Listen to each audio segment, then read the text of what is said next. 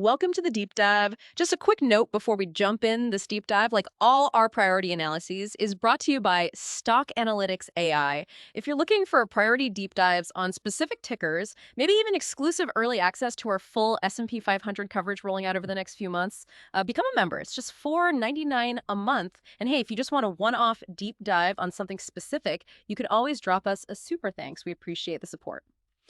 Okay, so today we're peeling back the layers on a company that, well, it's probably more intertwined with your daily life than you even realize. We're talking about Assurant, ticker AIZ. You know, the business that protects your phone, your car, maybe even your home.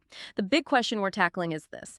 Can a company with this kind of unique, seemingly durable business model actually be a compelling long-term investment? And here's the real kicker we want to explore why, despite having some really strong fundamentals, is its stock price showing some, frankly, surprising signals right now?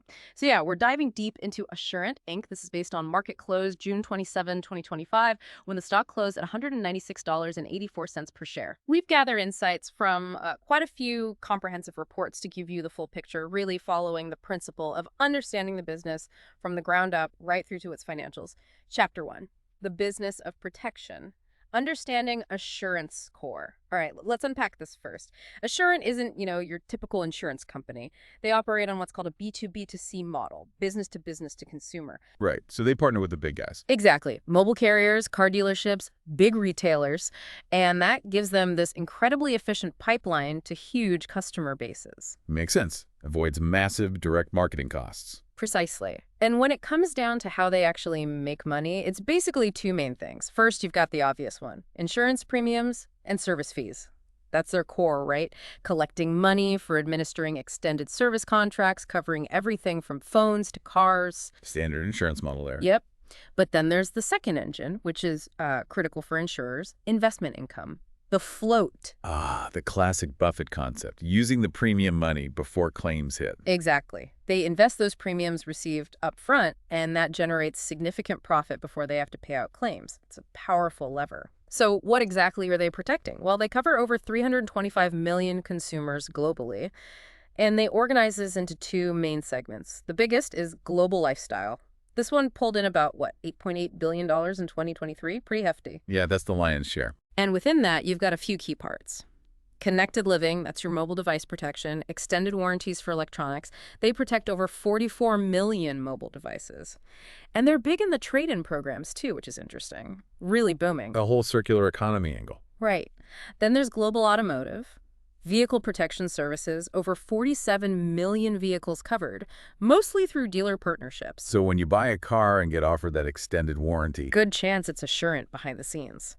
And the last bit under lifestyle is global financial services, offering credit-related insurance through financial partners.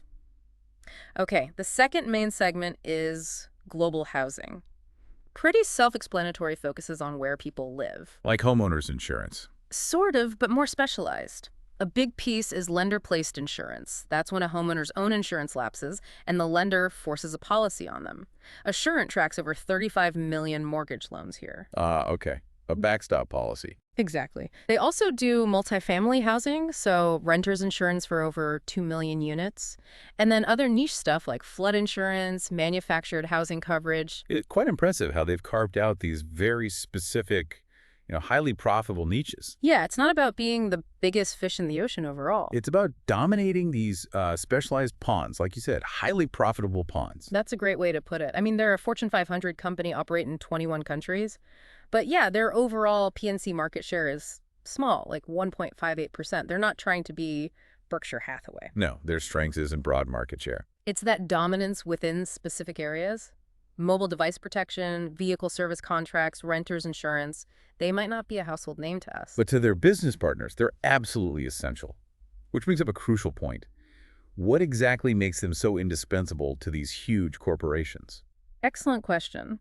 Their core value proposition, it's really twofold.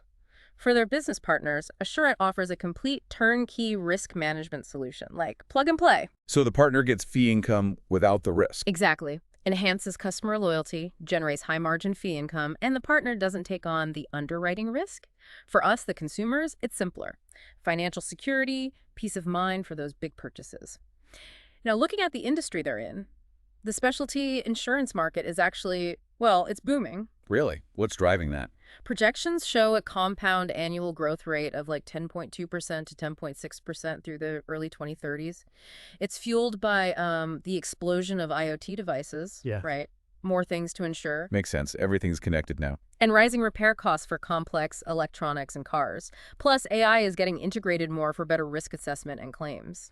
Competitively, in their specific niches, they face players like the Hartford American Financial Group and a big private one in mobile protection, Assurant. Right. Assurant is a major competitor there. Yeah. And what about the regulatory side? Insurance is always heavily regulated. Oh, yeah, incredibly stringent. State level in the US, plus navigating rules in 21 other countries. It's complex. Which, ironically, probably helps them. Absolutely. That complexity, while challenging for them, acts as a huge deterrent to new entrants. It's a significant barrier to entry. You've got those regulatory hurdles, massive capital requirements, and what they call their crown jewels. Their partner relationships. Exactly. Those deeply integrated, long-standing distribution relationships with major brands. Plus, the sheer operational scale and specialized expertise needed for global logistics and customer service, it's tough to replicate. This leads right into their competitive advantages. First, brand strength. Maybe not a household name for consumers, but huge reputation among partners for reliability, ethics, recognized by Time, Ethisphere. That B2B reputation is key for them. Totally.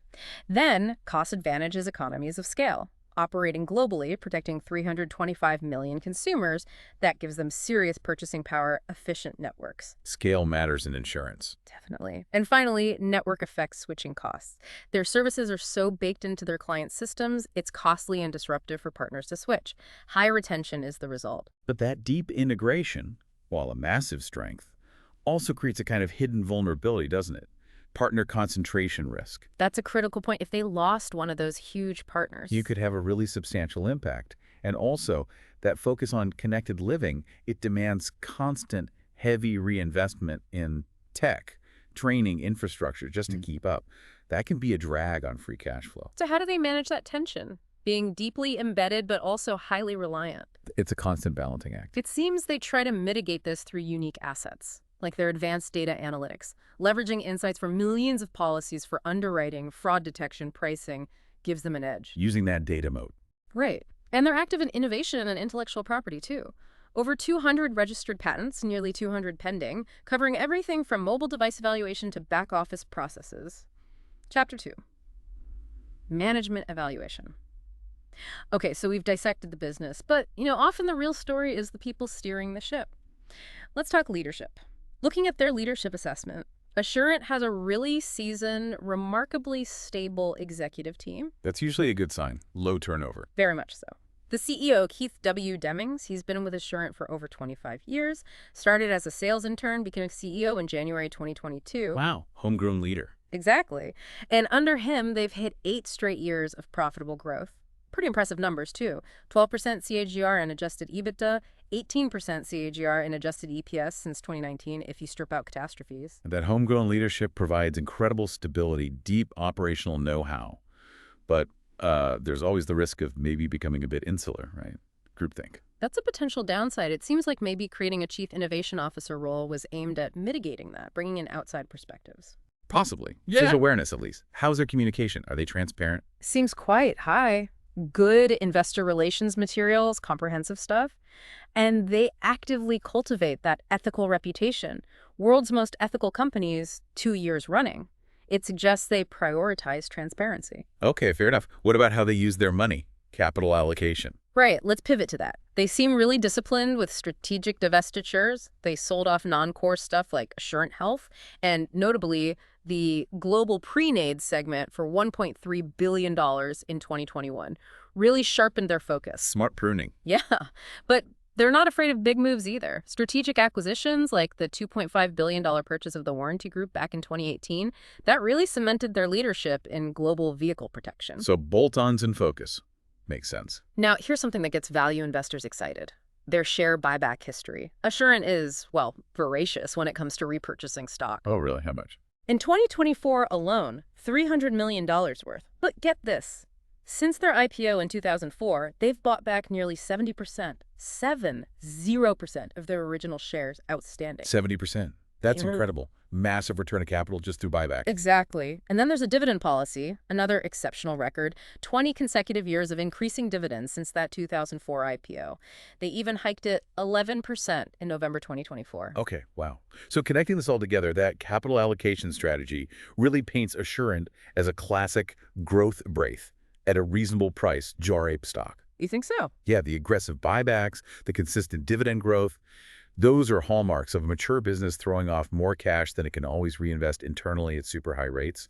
Future growth looks steady, driven by operational tweaks, smart acquisitions, financial engineering, not explosive organic stuff. That makes sense. So given all that capital going back to shareholders, how efficiently are they actually using the capital they keep? What's their ROIC? Return on invested capital. It's been improving, jumped significantly, actually. For fiscal 2024, it was 5.84%. That's up from just 1.56% in 2023. That is a big leap. Yeah, supported by an AII, very strong growth score too. Other 2024 numbers look solid. 14.89% return on equity, 2.17% return on assets. So improving profitability and efficiency. Chapter 3, financial analysis. All right, so what does this all mean when we actually look at the core financials? Let's run through some key metrics. Their market cap right now is around $9.98 billion. That's based on about 50.7 million shares out there. Revenue growth trends, looking back 5 years, it's been pretty consistent single-digit growth. Went from about $10 billion in 2020 to nearly $12 billion TTM in 2024. Shows resilient demand. Steady Eddie growth. What are analysts projecting? Continued growth around 5% for 2025 and 2026, so more of the same steady pace. Now, profit margins. For an insurer, the key metric is always the combined ratio, right? Under 100% means profitable underwriting. Absolutely crucial. Their global housing segment, for instance, has a 10-year average combined ratio of 89%. That's remarkably lean and profitable. Very solid underwriting in that segment. Overall, operating margin was 7.66% TTM Q1 2025. Net profit margin, 5.55%. TTM Q1 2025, that net margin is way up from 2.71% in 2022. So significant improvement. Good trend there. And cash flow, critical for those buybacks and dividends. Exactly. Free cash flow FCF generation is consistently strong. Hit $1.11 billion in 2024. Just robust cash generation funding those shareholder returns. Let's touch on financial stability. GAAP net income. You know, it can be volatile for insurers because of catastrophes. Yeah, big storms can skew the numbers year to year. Right. But if you look at their adjusted EPS, excluding reportable catastrophes, it shows that impressive 18% CAGR since 2019 we mentioned reflects the real underlying business health. That's a better measure of core performance. Their balance sheet looks solid too. Debt-to-equity ratio is moderate at 0.45 in Q1 2025. They've actually managed that down from 0.59 back in 2022. Deleveraging. Good to see. Their current ratio was 0.4 in Q1 2025. Now, that looks low if you're thinking about, say, a retailer. But for an insurer, it's different. Exactly. Normal for an insurer. Their liabilities, unearned premiums, claims reserves are backed by long-term investments, so not a liquidity red flag. And that dividend stability and growth, 20 years of increases, is backed by a super low TTM payout ratio of just 23.78%. Shows exceptional sustainability. Plenty of room to keep growing it. Very safe dividend. Okay, finally, valuation analysis. How does the market price it? Relative valuation first, using the PE ratio, trades at a TTM PE of 15.21 right now. Forward PE is about 12.1. How does that compare historically? It's actually below its 10-year historical average PE, which is 17.1 times, so cheaper than its own history. Interesting. And versus peers? Compared to peers like the Hartford at 12.42 PE, American Financial at 11.71, Assurant trades at a slight premium, maybe justified by its niche leadership and those capital returns. Could be. What about intrinsic value? DCF. Right, intrinsic valuation. Using a discounted cash flow model, which, remember, gives a range based on assumptions, not one magic number. Our conservative educational DCF model spits out an estimated intrinsic value for Assurant in the range of $220 to $250 per share. Okay, so $220 to $250. Yeah. Key assumptions there are like 5% FCF growth for 5 years, 2.5% perpetual growth after that, and a WACC weighted average cost of capital of 8.8%. Part 2, market ownership risk and conclusion. Chapter 4, market sentiment. All right, so we got this picture of solid fundamentals, improving efficiency, strong shareholder returns. Let's turn to how the market is actually feeling about Assurant right now. Looking at market perception, Wall Street analysts, generally positive.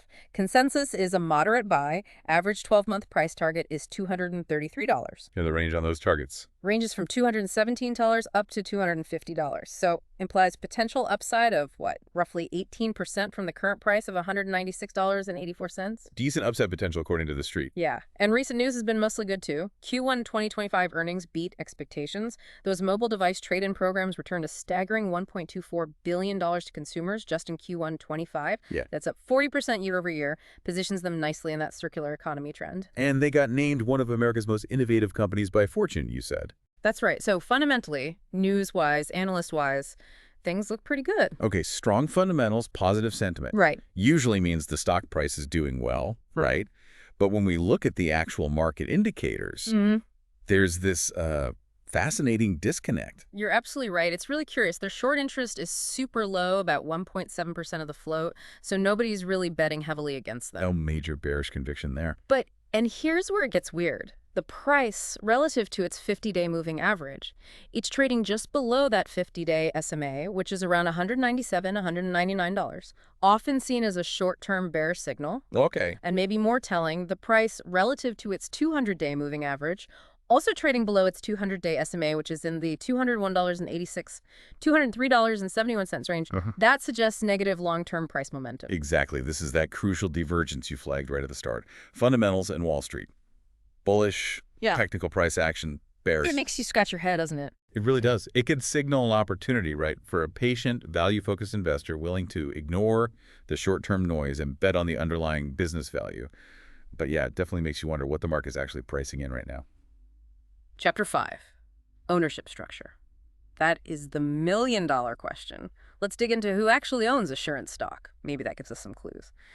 Looking at top institutional ownership patterns, it's heavily owned by institutions, over 97% of shares. Pretty typical for an S&P 500 company. The usual suspects?